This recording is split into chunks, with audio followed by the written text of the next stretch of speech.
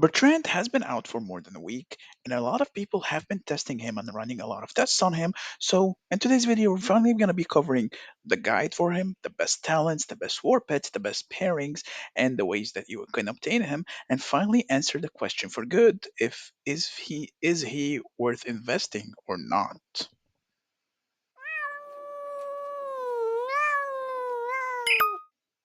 What is up, guys? Meower here, back with a brand new Call of Dragons video. So, a lot of stuff has happened in the Call of Dragons verse about Bertrand and Tohar, and a lot of discussions if they're good, if they're bad, what exactly is their deal, because their kits are completely new in comparison to what we're used to from Call of Dragons. So, before we dive into Bertrand's full guide, where we cover everything related to him, just don't forget to drop a like, don't forget to subscribe, and let's start off by viewing Bertrand's skills and then explaining his talents, his pairings, and the way he works, and the mindset you should be using when using him to his full potential. So right at the bat, Bertrand's first skill is entitled Rage. And Bertrand deals damage to the target legion and consumes all stacks of Golden Mark, increasing damage dealt by 5% per stack. Plus, the Golden Mark is a new mechanic that comes with Bertrand that comes rather from his second skill. So we're gonna keep in mind this golden mark in your head because we're gonna be discussing more on his second skill because that's been the point of concern about this commander. So when Bertrand deals hero skill damage, he gains one stack of golden mark for 5 seconds. So 5 seconds means 5 turns, a maximum of 3 stacks. Each stack of golden mark increases hero skill damage dealt by 6%. So the first thing you get in mind is that how can you get this?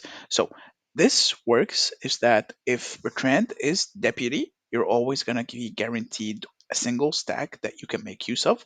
Whenever he or his deputy casts a rage skill, you can get one stack per turn. However, if he is going to be your primary, then you should forget this skill even exists. And the reason for that is because it has a 5-second timer, and 5 seconds is never enough for you to carry over the compound interest and be able to launch the raid skill with the full 5 stacks, or rather the full 3 stacks, unless you're pairing him with Tohar. However, I will explain a bit more when we come to these pairings that why, if you're going to be playing around the scale, he should always be the secondary and not the primary. For me, I'm putting him as a primary, so I'm forgetting this skill even exists and I'm painting it no mind.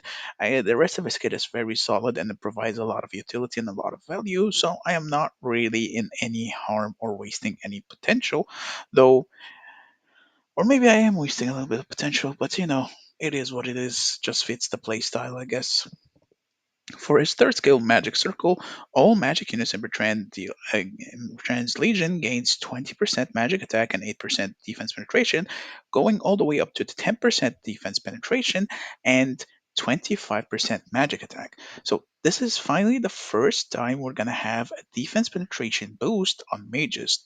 We've never had that kind of buff for mages at all, unless you 6-star a commander. So right off the bat, I'm feeling that you're gonna have 20% defense penetration if you max the skill and you 6-star him and his deputy. So already that's pretty insane for the DPS potential. So I like the skill a lot. It has a lot of value and overall it's very, very good.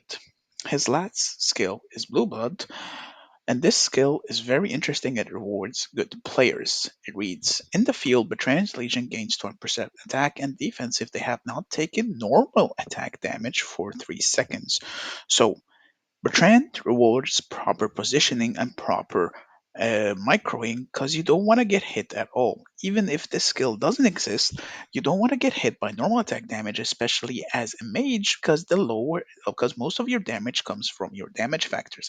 And the way damage factor is calculated, it's calculated by your current legion size plus your attack buffs. So you want to keep, or you want to stay safe range away from any harm. You don't want to get hit by any normal attack, so you can keep that extra 15% bonus that will help you deal even more damage on the long run, as well as just rewards better players in general.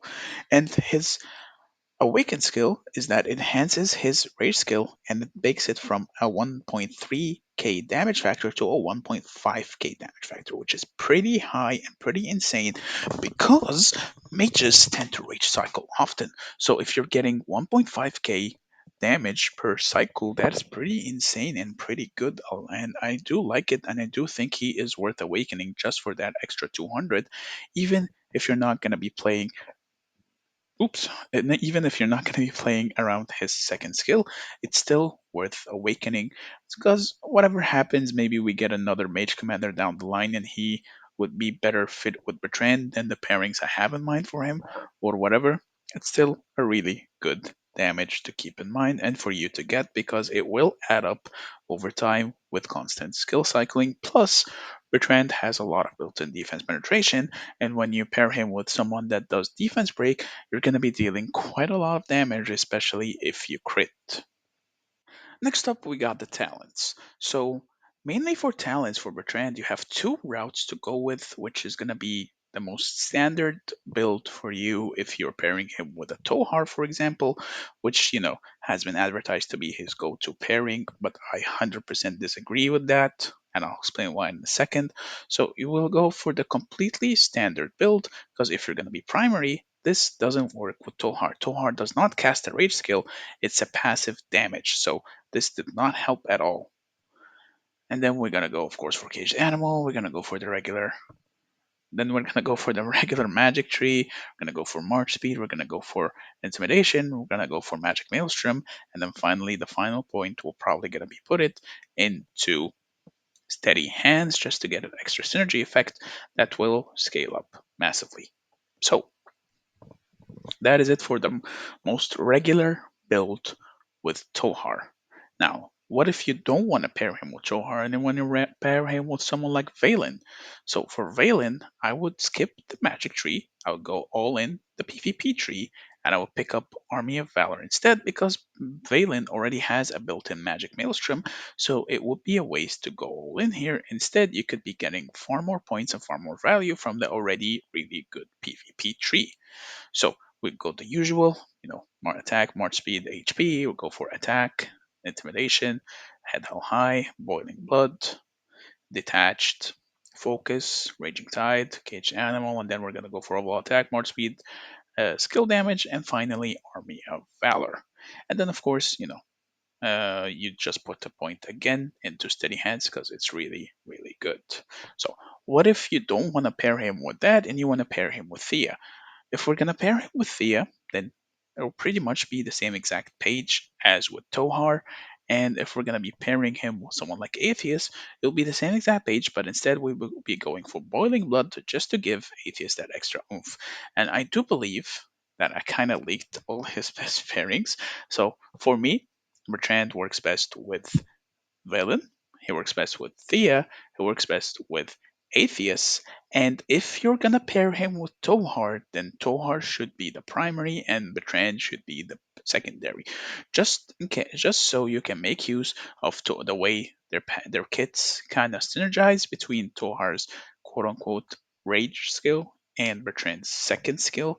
That every time Tohar launches his skills, it gives you access to compound interest, and you'll be able to do the damage with full 3 stacks versus normally that you'll never gonna be able to access any of the stacks because time will always run out, and at best you're gonna have 1 stack maximum. So, just to recap, the best pairings for Bertrand are going to be as follows. Bertrand Valen, for the most standard, I think, and will be the best pairing for him.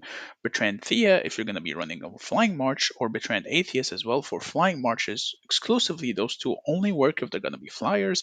And finally, Tohar Bertrand. Though Tohar, I'll discuss in his guide video why I don't think he's the best for the open field. And I'm an open field player, so I don't really care about anything else. And yeah, that's it when it comes to his pairings. Now, what about his artifacts? So, we know that there's the new artifact, the Mirage Orb, and the Mirage Orb is pretty good, and it doesn't have that downside of Bertrand's timer running out too quickly between legions and everything. So this will work just fine. You can just keep cycling over and over again with your compound interest and everything, because compound interest is considered a buff to your legion. So you can skill cycle within 3 rage skills. The first being your regular commander and your primary, and then your secondary, and then your primary again. You should be having the full stacks on it all the way up to 45% if you max it. And then, of course, the value mostly comes from that extra CC and all that good stuff. If you don't have the Mirage Orb, you can always go for Phoenix Eye or the Breath of Gigantus. Bertrand has no synergy with uh, Infernal Flame unless you have Lilia in your March, because you won't be able to access the passive without Scorch being applied. And of course, you got Magic Bomb as well. Can never go wrong with Magic Bomb. It's a pretty good artifact.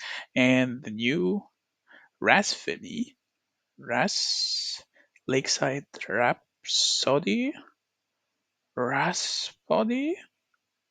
I don't know how to pronounce it. Whatever. You know, it's really good, especially if you have a, a Lilia or a Valen in your March. It will be pretty good as well. Now, that is it for the artifacts. Now, for the war pets. The war pets, you have really two options, which is probably the Sapphire Fade Drake if you're going to be running Valen with him, because I feel like Sapphire Fade Drake is far more superior to the Shadow Fade Drake. If not, then you should just pair him with the Shadow Fade Drake and be on your way. Of course, I do have two videos up for both of these pets, which are the mathematically correct builds for both of them, so be sure to check them out. And as for how can you obtain him, Bertrand usually shows up in the first. Wait, no, that's wrong. In the first Wheel of Destiny at the start of the season, or you can get him from the Lucky Spin, and eventually he'll show up in the daily deals where you can buy him, and of course you can exchange universals for him after you unlock him. So now, for the biggest question of this video, is he good and is he worth the investment? The answer to the question is yes, he's really good, and I believe he's one of the better commanders released in a while. He's well designed, he's got a lot of potential, and he rewards good gameplay. So, all in all, he's really good, and I would highly recommend you get him, even if you're not going to be getting Tohar like I am. And that is pretty much it for Bertrand's guide. What do you guys think? Do you agree with my points? Do you disagree? Do you have different builds, different options? Let me know in the comments down below and let's discuss it. The whole point is that we all help each other improve. And on that note, thank you so much for watching. I hope you liked this video. If you did, please be sure to drop a like. Don't forget to subscribe. Join the Discord. The link is in the description. Have a wonderful day, and I will see you in the next video. Meow meow.